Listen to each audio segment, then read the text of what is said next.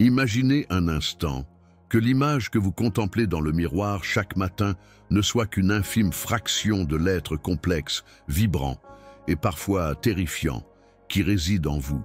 Imaginez que, derrière le sourire social, les certitudes affichées, les valeurs revendiquées, se cache une chambre secrète de votre âme, un grenier poussiéreux ou une cave oubliée, où sont entassés tout ce que vous avez refusé d'être, tout ce que la lumière de la conscience a jugé indigne, honteux ou simplement trop dérangeant. Ce n'est pas un conte de fées sombres, ni une métaphore excessive, c'est la réalité psychologique de l'ombre, ce concept fascinant et fondamental introduit par le psychiatre suisse Carl Jung. La question lancinante qui nous hante tous, qu'elle soit chuchotée ou rugie dans le silence de nos nuits, est peut-être celle-ci. Qui suis-je vraiment? Et si la réponse se trouvait non pas dans ce que nous prétendons être, mais précisément dans ce que nous nions, ce que nous cachons, ce que nous fuyons. La société moderne, obsédée par la performance, l'image parfaite, le bonheur obligatoire, nous pousse à polir notre façade, à gommer nos aspéritudes, à refouler tout ce qui ne correspond pas au modèle idéal. On nous apprend à être gentils, forts, réussis, positifs. Mais qu'advient-il de la colère, de la faiblesse, de l'échec, du doute, de la tristesse?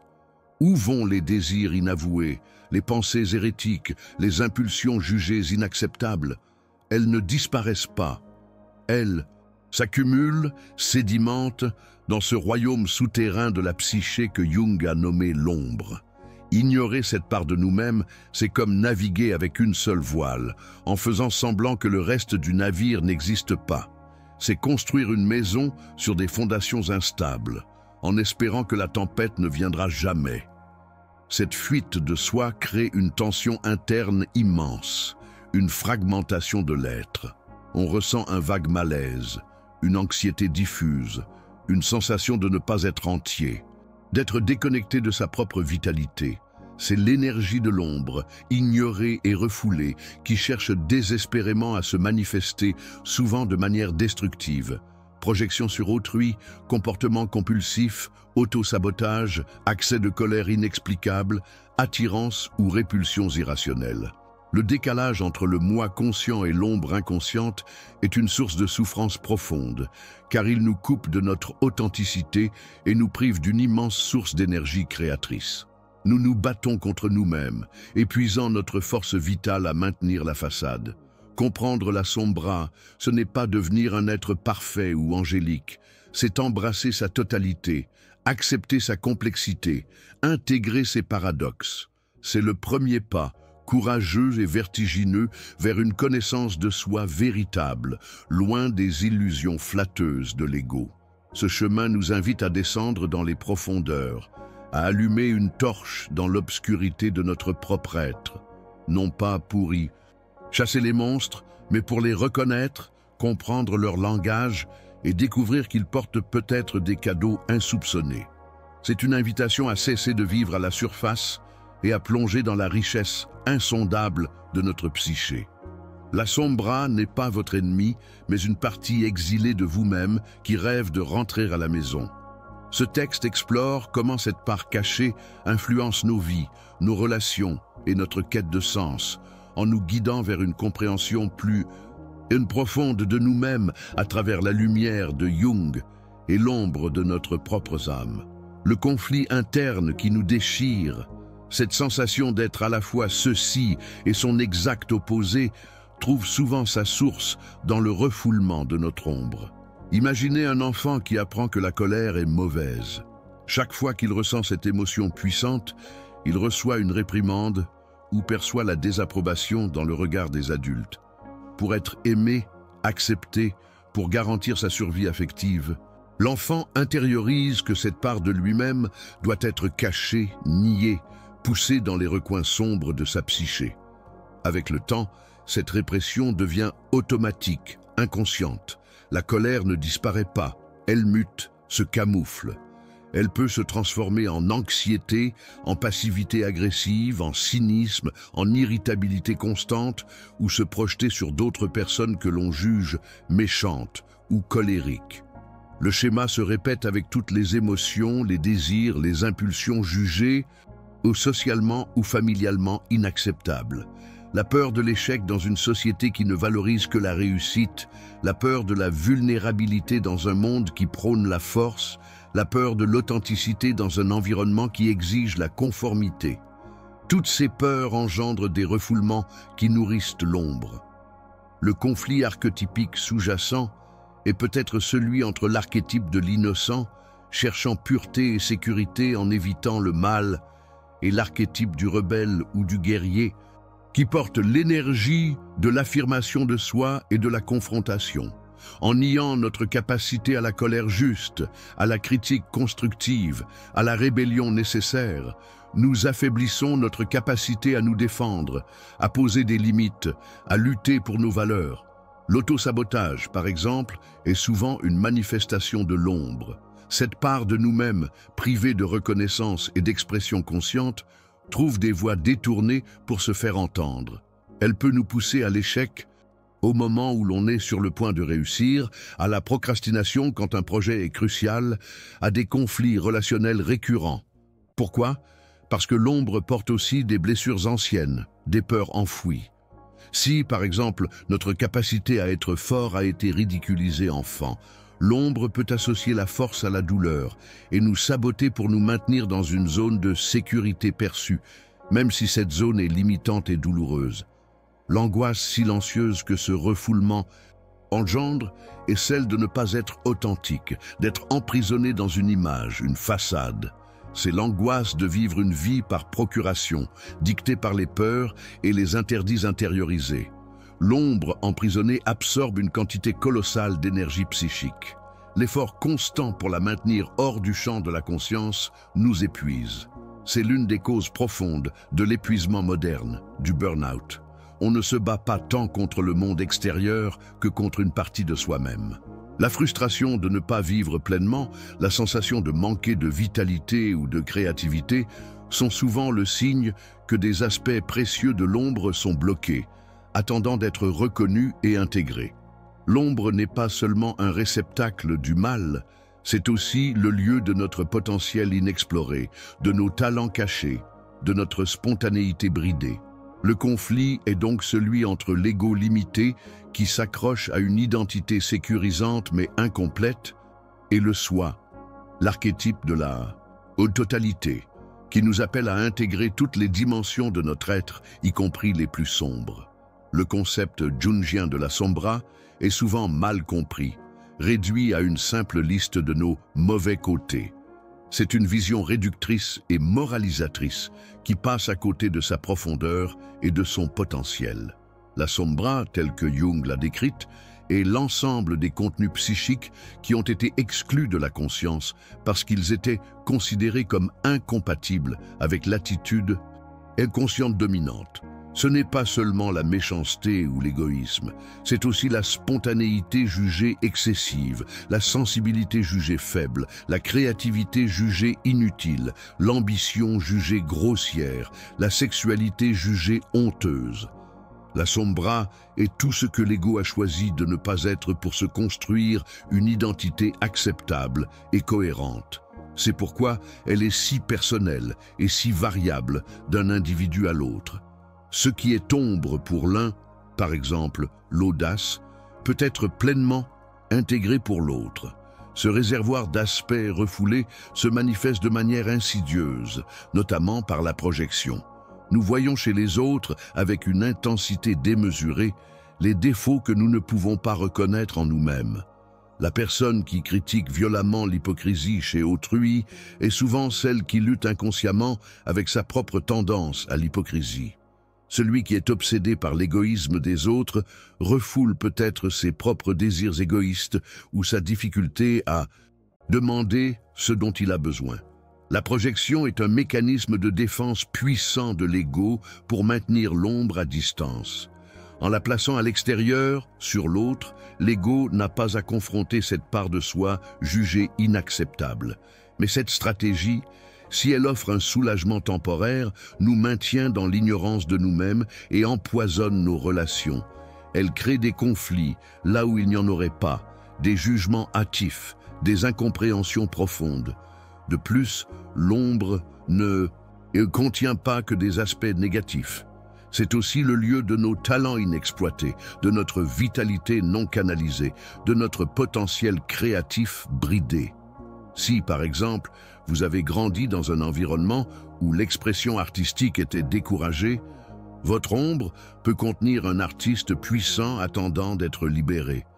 Si votre sensibilité a été moquée, votre ombre peut abriter une immense capacité d'empathie et de connexion émotionnelle. L'ombre n'est pas le mal absolu, elle est l'inconnu. En nous, ce qui est resté dans l'obscurité, non par nature perverse, mais par manque de lumière consciente et d'acceptation. L'erreur fondamentale est de vouloir éradiquer la sombra. C'est impossible et même indésirable. L'ombre fait partie intégrante de la psyché humaine. Le travail n'est pas de la détruire, mais de la reconnaître, de la comprendre et progressivement de l'intégrer. Ignorée, elle devient un tyran souterrain. Reconnue et accueillie, elle peut devenir une source d'énergie, de créativité et de sagesse. C'est un concept qui, loin de nous présenter comme imparfaits, nous invite à reconnaître notre humanité complexe et à embrasser toutes ses facettes, y compris celles qui nous effraient ou nous embarrassent. C'est le premier pas vers une vie plus entière et authentique. La virada contre-intuitive, la révélation qui bouleverse notre perception de l'ombre, est la suivante. Votre ombre n'est pas votre ennemi juré, mais une alliée potentielle sur le chemin de l'individuation. Nous avons été conditionnés à voir l'ombre comme le dépôt de tout ce qui est négatif et à croire que la croissance personnelle consiste à éradiquer ces aspects indésirables. Pourtant, Jung nous enseigne que l'intégration de l'ombre est une étape cruciale et inévitable du processus d'individuation. Ce voyage qui mène l'individu à devenir ce qu'il est réellement, un être total et unique. L'ombre porte en elle une énergie vitale immense, brute, non civilisée, mais aussi authentique. Lorsque nous refoulons notre colère, nous ne faisons pas que supprimer une émotion négative. Nous refoulons aussi notre capacité à nous affirmer, à dire non, à nous battre pour ce qui est juste. Lorsque nous nions notre peur, nous nions aussi notre capacité à la prudence, à l'humilité face au danger, à l'empathie pour la vulnérabilité d'autrui. Lorsque nous cachons nos désirs jugés égoïstes, nous étouffons aussi notre capacité à reconnaître nos besoins, à prendre soin de nous, et poursuivre nos propres objectifs avec passion. L'ombre contient la force brute que l'ego civilisé a mise de côté pour s'intégrer socialement. La paradoxe est que c'est précisément en reconnaissant et en dialoguant avec nos aspects les plus sombres que nous accédons à une lumière intérieure plus puissante et stable. Nietzsche, d'une manière différente mais complémentaire, a également exploré cette idée de confrontation avec l'obscurité pour accéder à une force supérieure. Sa notion de volonté, de puissance n'est pas simplement un désir de dominer les autres, mais une force vitale qui cherche à se croître, à se dépasser, à s'exprimer pleinement. Cela implique d'embrasser la souffrance, le chaos, le doute, plutôt que de les fuir. Confronté à l'abîme, le surhomme nietzschéen ne recule pas. Il y plonge pour en tirer une nouvelle force. De même, l'individuation jungienne implique de se confronter à l'ombre. C'est une descente dans l'abîme de notre propre psyché. Ce n'est pas un processus agréable. Il implique de reconnaître des aspects de nous-mêmes que nous trouvons déplaisants, honteux, voire effrayants. Il faut du courage pour regarder en face sa propre mesquinerie, sa jalousie, ses peurs profondes, ses désirs cachés. Mais cette confrontation n'est pas une fin en soi. C'est un passage. En donnant un nom à ces aspects de l'ombre, en les reconnaissant comme nôtres, nous retirons leur pouvoir destructeur. Ils perdent leur capacité à nous contrôler depuis les profondeurs de l'inconscient. L'énergie qui était utilisée pour les maintenir refoulés devient alors disponible pour la conscience. C'est comme libérer un immense réservoir d'énergie. Cette énergie peut être redirigée, sublimée, utilisée de manière constructive. La colère refoulée peut devenir une passion pour la justice sociale ou une détermination farouche. La peur refoulée peut se transformer en prudence avisée ou en empathie profonde. Les désirs égoïstes refoulés peuvent se transformer en une saine affirmation de soi et en capacité à prendre sa place dans le monde. L'intégration de l'ombre ne fait pas de nous des êtres parfaits, mais des êtres entiers. Elle nous rend plus authentiques, plus vivants, plus spontanés, plus résilients. C'est une virada radicale. La clé de notre liberté et de notre force réside non pas dans la négation de nos parts sombres, mais dans leur reconnaissance et leur accueil. Alors, comment passer de la théorie de l'ombre à une application pratique dans notre vie quotidienne? L'intégration de l'ombre n'est pas une technique en 5 étapes, mais un processus de vie, une attitude d'ouverture et d'honnêteté radicale envers soi-même. La première application pratique est de devenir un observateur attentif de nos projections. La projection est la voie royale vers la découverte de l'ombre. Quand une personne ou un groupe chez les autres nous irrite profondément, quand nous sommes remplis de jugements sévères ou de critiques acerbes envers autrui, il y a de fortes chances que nous soyons en train de projeter une partie de notre propre ombre que nous ne voulons pas voir.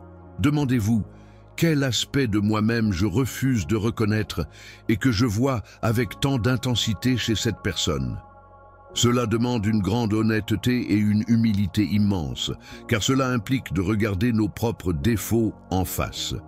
Par exemple, si l'hypocrisie des politiciens vous met hors de vous, demandez-vous sincèrement: quand suis-je moi-même hypocrite, même à petite échelle?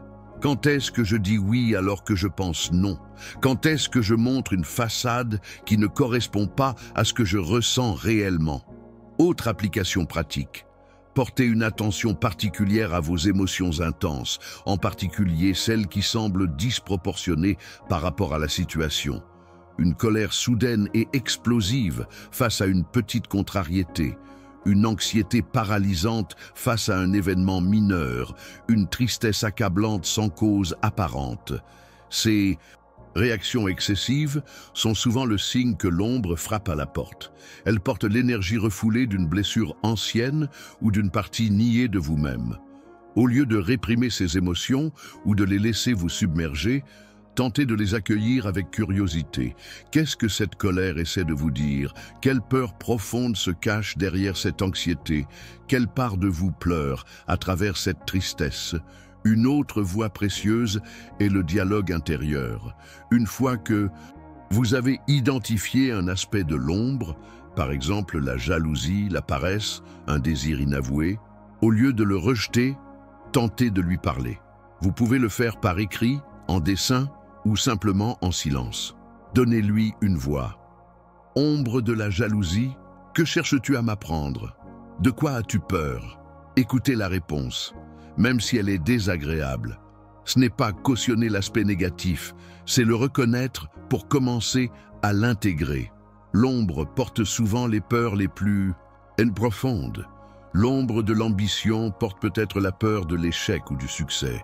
L'ombre de la sensualité porte peut-être la peur du jugement ou de la vulnérabilité. La pratique n'est pas de changer qui vous êtes fondamentalement, mais d'élargir le champ de votre conscience pour inclure les parties qui ont été reléguées dans l'obscurité. C'est un acte d'amour radical envers soi-même, une acceptation de notre humanité dans toute sa complexité.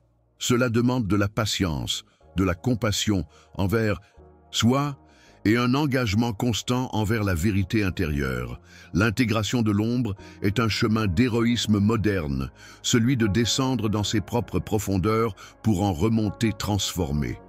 C'est la différence entre être agi par son inconscient et devenir un être conscient de ses forces et de ses faiblesses, capable d'utiliser toute son énergie vitale pour construire une vie alignée avec son être profond.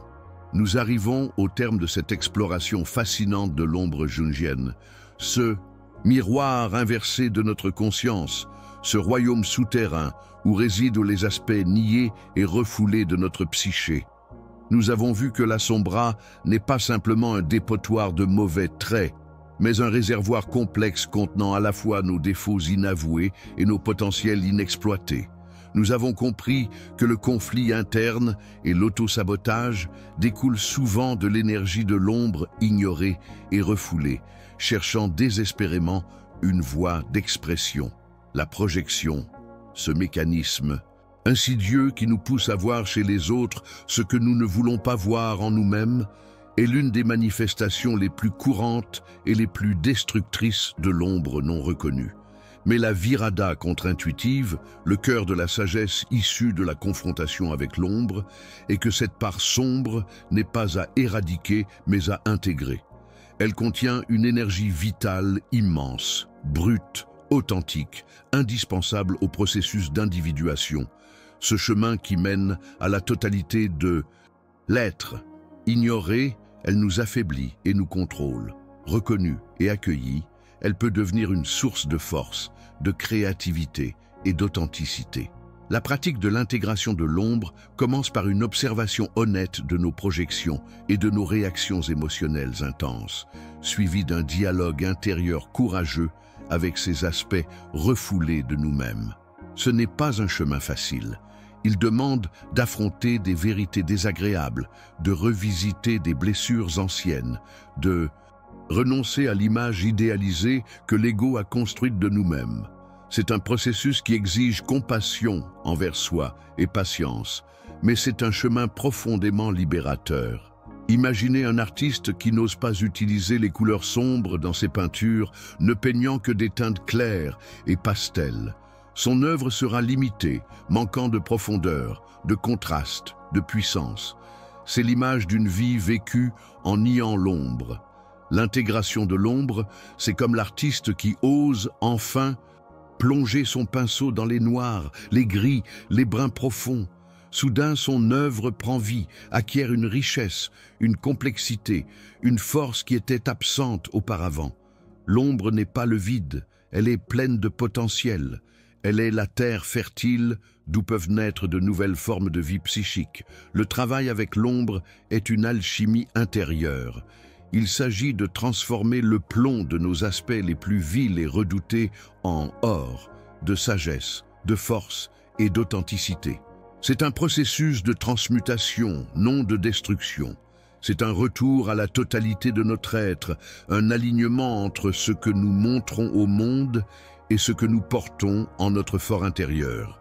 C'est la clé pour débloquer une énergie vitale immense, pour vivre une vie plus entière, plus riche, plus alignée avec la vérité profonde de qui nous sommes, au-delà des masques et des illusions de l'ego. Épilogo, le voyage dans l'ombre ne se termine jamais vraiment. Il devient une danse continue, une écoute subtile des murmures de l'inconscient. Considérez ce travail non comme une tâche ardue à achever, mais comme une exploration fascinante de votre propre cosmos intérieur.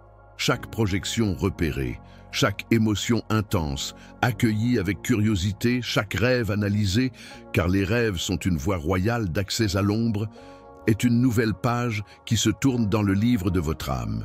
Il ne s'agit pas d'analyser chaque pensée ou chaque sentiment jusqu'à l'épuisement, mais de cultiver une attitude de présence attentive et de non-jugement envers soi-même. Lorsque vous vous surprenez à juger sévèrement quelqu'un, faites une pause, respirez, demandez-vous calmement « Quel aspect de cette critique résonne en moi ? Qu'est-ce que je refuse de voir chez moi qui est manifesté par cette personne ?» Laissez la question ouverte sans chercher immédiatement une réponse définitive. Parfois, la simple formulation de la question suffit à semer une graine de conscience. De même, face à une émotion difficile, au lieu de l'éviter ou de vous identifier à elle, essayez de la nommer sans la juger. Je ressens de la colère, je ressens de la peur, je ressens de la tristesse. Puis, demandez-vous, quelle partie de moi porte cette émotion? Que cherche-t-elle à m'apprendre? Imaginez que cette émotion est un messager de l'ombre, apportant une information importante. Quels sont les thèmes récurrents dans vos réactions? Quels sont les types de personnes qui vous irritent? Systématiquement, Quelles situations déclenchent en vous des réactions disproportionnées? Ces schémas sont des indices précieux sur le contenu de votre ombre.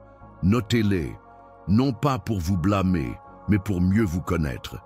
Rappelez-vous la sagesse stoïcienne. Nous ne contrôlons pas les événements extérieurs, mais nous pouvons cultiver la maîtrise de notre réaction intérieure. Le travail avec l'ombre est l'ultime exercice de contrôle intérieur, celui d'intégrer les parties incontrôlées de soi pour gagner en liberté. Ce chemin est celui d'un héros, mais un héros qui affronte ses propres dragons intérieurs, pas des ennemis extérieurs. C'est une quête de vérité, d'authenticité, de totalité.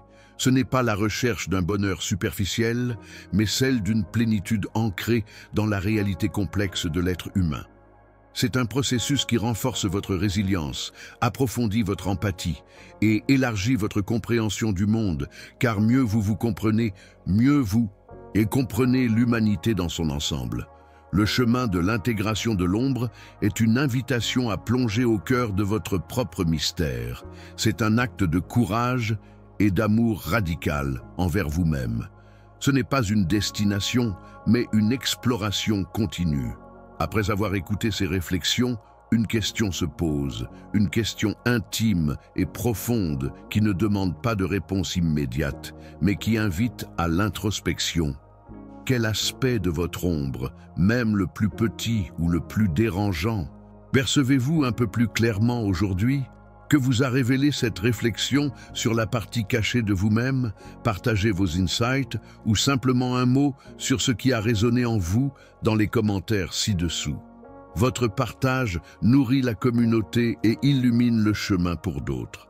Si cette exploration des profondeurs de la psyché a éveillé en vous un désir de poursuivre ce voyage de connaissance de soi, nourri par la sagesse intemporelle de la philosophie et de la psychologie, abonnez-vous à cette chaîne. Activez la cloche pour ne manquer aucune de nos prochaines plongées dans les mystères de l'être. Ensemble, explorons les cartes de notre paysage intérieur pour naviguer avec plus de clarté et d'authenticité dans la complexité de l'existence.